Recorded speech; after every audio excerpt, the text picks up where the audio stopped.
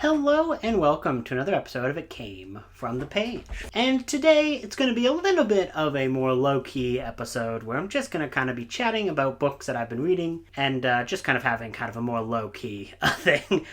There won't be a video this coming Tuesday because I have a whole bunch of medical tests going on, which will kind of wear me out. And this video is a day late because I had more medical tests yesterday, so my energy level is just kind of down. Lots of various medical tests lately, so a bit blasé. But I have been reading some good books, so that much is good. So let's just get kind of started and go through some of the books I've been reading. So in audiobook, I finally checked out Nothing But Blackened Teeth, which I know last year was kind of a little bit of a hit or miss book with a lot of people. Some people didn't like it, some people liked it, some people were kind of just meh on it. It's very quick, it's a very, very short little novella, and as such, I don't think it wore out as welcome at all. I quite enjoyed it. I love how much all of the characters despised each other, and I've been to plenty of wedding parties where you can tell that's kind of exactly what's going on. No one at all is happy with their lives. So, yeah, so there you go. Nothing But Blackened Teeth, if you don't know about it, it's basically like a four-person wedding party. A five-person wedding party shows up at a supposedly haunted Japanese estate, and spooky things happen before the wedding. So that's that's the easiest explanation. It's nothing amazing. I don't think it's something that you have to read, but if you just have an hour and you want to read something that's decently spooky, you could do a lot worse. I had fun with it. I don't agree with all the things that it seems to say about the horror genre. There are some things where I'm like, well, that's not really how the horror genre works. But other than that, it's not too bad. I also read the slasher movie book, which I talked about last week, so don't need to go too much into that, but that was one of those big videos there. I enjoyed this quite a bit. Very pretty, very good start to the spooky season, and I've already kind of started watching some stuff that I read in this book, and everything I've checked out so far, I've quite enjoyed, so that's a recommend on that part. Also, a bigger audiobook that I listened to is Clown in the Cornfield 2, Friendo Lives. So this is a sequel to the book Clown in the Cornfield.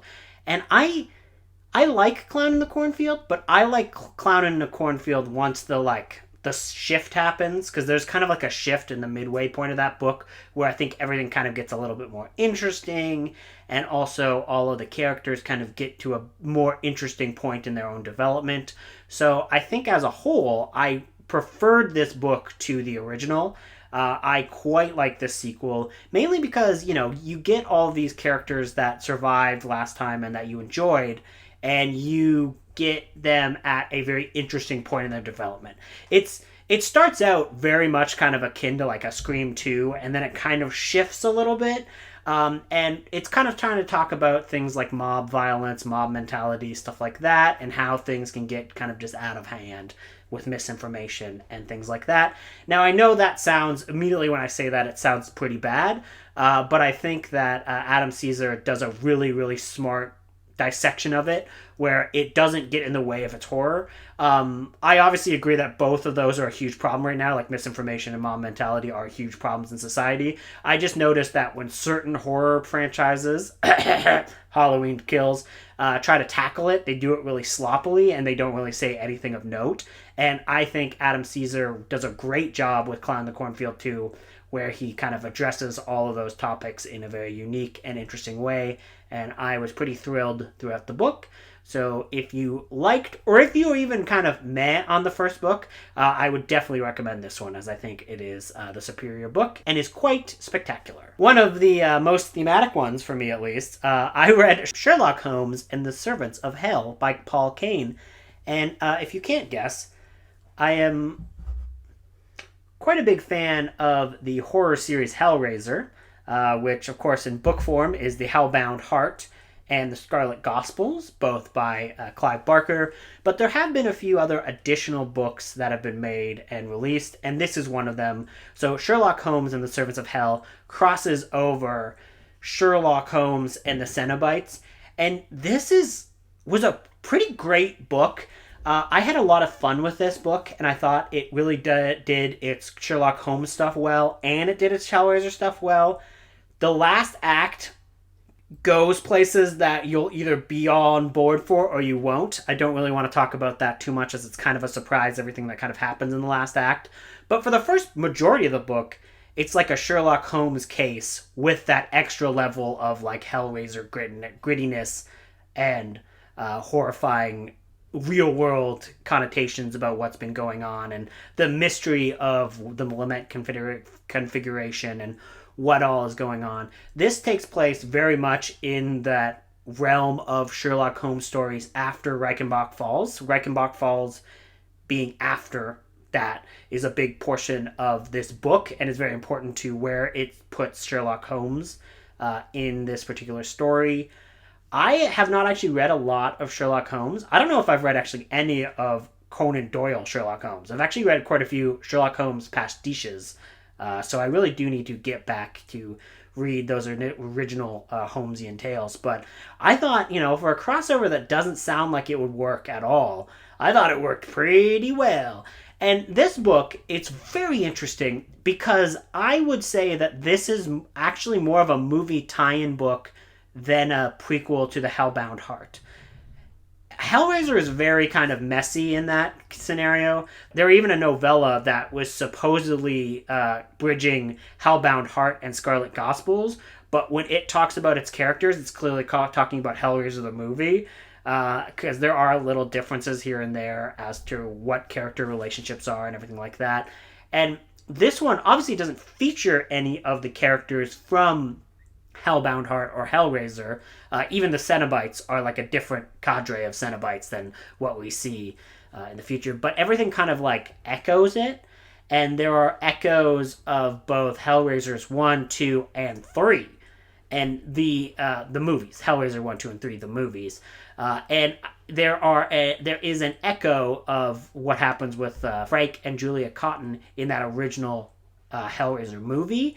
And it brings in Kirsty as the daughter and not as a co-worker of Larry's. So that makes it kind of resemble more of the continuity of the movies. And it is kind of funny when you talk about Hellraiser that the movie is also written and directed by Clive Barker, right? So Clive Barker is the architect of both the novella and of the movie. And you can kind of tell that this is kind of trying to tie in mostly movie stuff, so maybe you could technically call this a movie tie-in book. It's really hard to kind of narrow down. It is very good, and I enjoyed it quite a bit. And there is an amazing moment where Watson is like getting through all these various wars and this like flashbacks and flash forwards to like the history of war and the history of mankind's struggles, and you briefly have him see a scene that is clearly from the third Hellraiser movie. So that was just kind of fun. And I enjoyed that quite a bit. That being said, there are also ties to the deeper Clive Barker universe, because there definitely is a Harry D'Amour reference in this. Obviously, this is way before Harry D'Amour, who is the occult detective, Barker writes, that appears in the Scarlet Gospels and is like one of the main characters in that book. So it's very funny how it's like there's this very nebulous place. Regardless of where it fits in a quote-unquote continuity sense, I had a great time reading this. Really fun. I think the first 2/3 are like near perfect. The last third is a little bit like, okay, like I'm enjoying this, but this is not quite what I got in for and not quite what I wanted. But I still think I did kind of get warmed over and did enjoy those parts once I got over the initial shock of them happening. So Sherlock Holmes and the Servants of Hell, I would recommend. The other two are just books that I'm currently reading. So I'm currently reading the short story collection, Shadows 2, which is Charles L. Grant's, who edits all these various shadows. And there's like Shadows 1 to 10, and I believe there's actually 11, because there's one called The Final Shadows. And these are just various collections of short stories. So far, they've been really, really good. Some of them are very obtuse. Some of them are hard to kind of parse. And I find that really refreshing, because I have no way of looking up, what does this mean? I can't just like Google like, oh, what happens at the end of this short story? There's no real answer. I have to figure it out for myself. And that's always fun when you have no one but your own opinions to kind of dissect what the meaning of a story that is more abstract means. So I quite enjoy that. And it's one of the reasons why I would always enjoy and recommend people go out and seek old horror anthologies, because you might come with some of your favorite stories of all time that you never knew existed. So that's Shadow 2. I'm obviously not done that yet, but I'm quite enjoying that.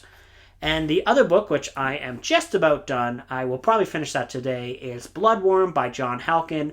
This is a book, people do not seem to like Bloodworm by John Halkin. They say that it's pretty bad. And I will admit, it's not perfect. I don't think there's anything in this particular book that makes it better than, better written than a lot of other Animal Attacks books. But it is fun. I am quite enjoying it. I think the characters have enough to them that's kind of fascinating. This is basically set in London. A bunch of beetles show up that are like carnivorous evil beetles that are killing people, but they're also joined by mysterious giant snakeoid creatures. Or are they worms? We don't know. That's kind of where we're getting into now.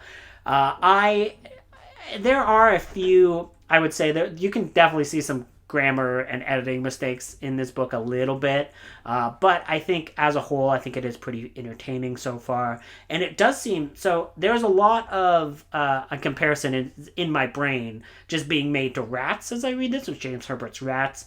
And one of the things I definitely dislike about James Herbert's Rats is that it's a very much like kind of a conservative viewpoint on society at that point.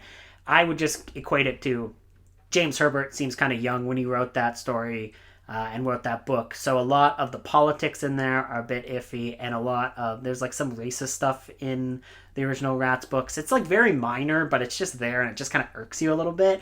Whereas I think John Halkin is a much more mature, worldly fellow who is clearly like pro like immigration. It's actually a pretty diverse book, which is especially surprising due to the time period it was made.